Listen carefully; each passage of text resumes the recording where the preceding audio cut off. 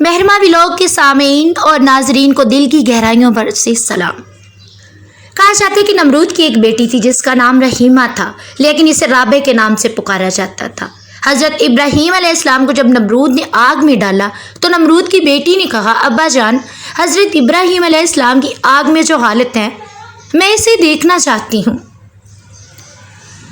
باپ نے اجازت دے دی۔ جب اس نے ابراہیم علیہ السلام کو آگ میں نماز ادا کرتے ہوئے دیکھا اور آپ کے ارد گرد بہت گلاب کے پودوں اور پانی اور درختوں کو دیکھا جن پر پرندے چہچہا رہے تھے، اور دل میں کہنے لگی کہ میرے باپ تو کچھ بھی نہیں ہے۔ قدرت، عزت اور بادشاہی تو اللہ رب العالمین کی ہے جو ابراہیم کا رب ہے۔ میرا والد تو جھوٹا اور عاجز ہے، ایک آدمی کو ہلاک کرنے پر بھی قادر نہیں۔ اس لڑکی نے ابراہیم علیہ السلام کو کہا کہ آپ کو آگ کیوں نہیں جلاتی؟ آپ علیہ السلام نے فرمایا کہ جس کی زبان پر بسم اللہ الرحمن الرحیم ہو اور معرفت الہی سے جس کا دل بھرپور بھرا ہوا ہو اسے آگ نہیں جلا سکتی۔ اس نے کہا، میں بھی آپ کے ساتھ آنے کا مقصد رکھتی ہوں۔ آپ نے فرمایا، پھر پڑھ لیے لا الہ الا اللہ ابراہیم رسول اللہ۔ اس نے پڑھا اور آگ میں داخل ہو گئی۔ اس کے لیے بھی آگ ٹھنڈی اور سلامتی والی ہو گئی۔